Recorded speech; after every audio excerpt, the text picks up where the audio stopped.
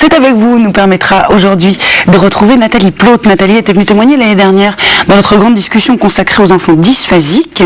À l'époque, elle avait déscolarisé sa fille Leslie et assuré son instruction à la maison.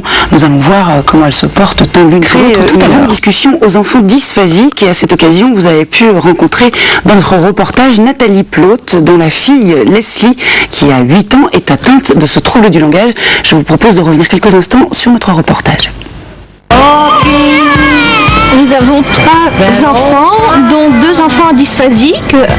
Axel, 16 ans, qui est donc dysphasique, dyspraxique sévère et dyscalculique. Et Leslie, qui a 7 ans au mois d'avril, qui est donc dysphasique mnésique. Le C, c'est le nœud. Oui, alors donc ça fait jardin.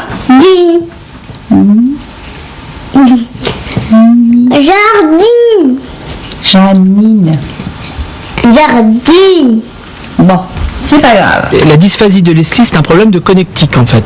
C'est si on imagine la relation qui est entre les oreilles, le cerveau, c'est-à-dire la compréhension, et la bouche, il y a des choses qui ne fonctionnent pas. Elle entend très bien. Il n'y a aucun problème auditif. Par contre, ce qui passe par les oreilles au niveau de la pas de la compréhension, au niveau de l'apprentissage, ça ne fonctionne pas. C'est-à-dire, elle ne mémorise pas ce qu'elle entend.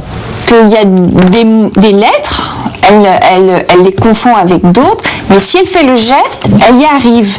Elle le dit à voix basse, on va vous montrer, et hop, ça marche. C'est comme magique, hein. Je veux dire, il n'y a pas d'autre solution. I dreamed of you in my arms, but dreams are always wrong.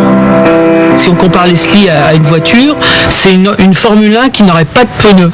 Et c'est dramatique parce que ça joue sur sa personnalité, etc. On sent qu'elle ronge son frein tout le temps, elle veut aller de l'avant et elle a ce mur devant elle. Alors le challenge, c'est qu'elle apprenne à lire et à écrire. Aujourd'hui, l'éducation nationale ne peut rien faire pour Leslie. C'est un échec total. On a été obligés de prendre en charge nous-mêmes l'apprentissage de la lecture et du calcul à notre fille grâce à l'aide de personnes qui sont compétentes dans le domaine, qui nous ont expliqué ce qu'il fallait faire. Et maintenant, on commence à avoir des résultats grâce à l'orthophoniste, etc. If God moves across the water. Et la maman de Leslie est donc avec nous ce matin. Bonjour Nathalie. Bonjour. Alors il y a eu quelques péripéties, 2-3 choses sont arrivées depuis que ce reportage a été tourné. Est-ce que Leslie va à l'école? Leslie ne va pas à l'école. Leslie est scolarisée à la maison complètement. Mais elle y a fait un bref passage. Elle a fait un bref passage. Mon mari donc avait assisté pour qu'elle soit scolarisée au moins 4 après-midi à l'école. On a expliqué qu'on avait un problème de temps pour lui faire tout, donc l'orthophoniste, la maîtresse qui venait donc 3 heures par semaine, 3 fois 1 heure, et puis bon, qu'il y avait un problème aussi avec le sport puisqu'elle est dyspraxique. C'est-à-dire que comme elle est à l'école l'après-midi, et que bien souvent dans les écoles 2 cours l'après-midi sont consacrés à la gym, Tout à fait. c'est compliqué pour elle d'attraper un ballon par exemple, c'est quelque chose de compliqué. Pour attraper les ballons et puis bon, courir pour tout ce qui est les pieds, les mains. Tout ce qui est la coordination. Voilà, oui, c'est ça. Donc là vous êtes un peu à choper avec l'école. Non, pas du tout. Ils nous ont, on a eu une réunion au mois de décembre. On nous a donc dit que bon, il n'y a pas de problème pour faire 2 après-midi d'intégration scolaire, c'était juste de l'intégration. Et on n'a pas eu de problème jusqu'au mois de février-mars. Alors, à cette période-là, quand Leslie allait à l'école l'après-midi, comment faisiez-vous le matin et les autres après-midi? Disons que nous, on travaille tous les matins et l'après-midi. Elle va chez l'orthophoniste tous les matins, dans une demi-heure. Il y a donc cette maîtresse qui vient une heure à peu près par jour, 3 fois par semaine. Et on fait l'après-midi de la pâte à sel, de la peinture à soie, du vitrail, de la peinture sur vitrail. Des choses. Alors, depuis quelque temps, Leslie ne va plus à l'école. Oui. Pourquoi? Parce que le CCPE nous a donc demandé... Alors, le CCPE, qu'est-ce que c'est? C'est la commission de circonscription d'élémentaire primaire. Préscolaire et élémentaire, quelque chose comme ça. Peut-être, voilà, de tête comme ça, je ne me rappelle pas. Et donc, ils nous ont demandé des informations et l'école nous a dit c'était ou tous les après-midi ou rien du tout. Donc, nous, on n'a dit rien du tout et on a continué tranquillement comme ça. D'accord.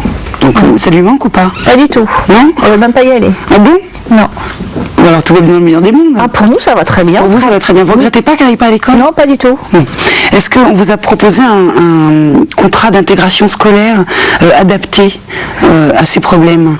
Oui, adapté, mais si l'enseignant ne peut pas suivre, de toutes les manières, il faudrait un programme bien adapté pour que ça soit fait, et ce n'est pas le cas. C'est pas possible. C'est-à-dire qu'il faudrait une méthode gestuelle. Elle est absolument capable d'apprendre. Oui. Mais il faut une méthode où elle fait les choses pour les intégrer, c'est ça? Voilà, il faut que de toute façon, quand on travaille, donc on fait avec des images, on fait avec de la couleur, on travaille avec des objets.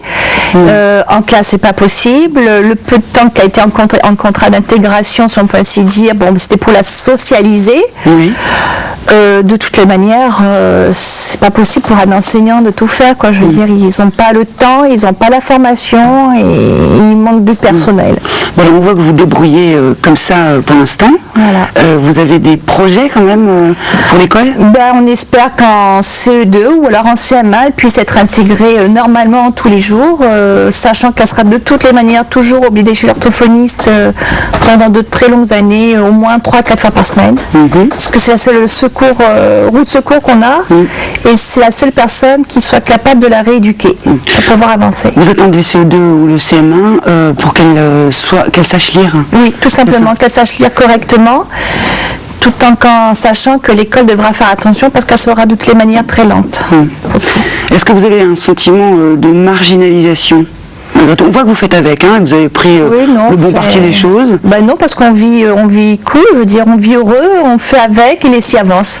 Donc, moi, ce que je vois, c'est que ma fille soit heureuse, qu'elle ne pleure plus, qu'elle ne se sauve plus de la maison. Et c'est très important. Vous savez combien il y a d'enfants dysphasiques en France? Entre 0,8 et 1%. Ils ont quand même, ça fait énorme.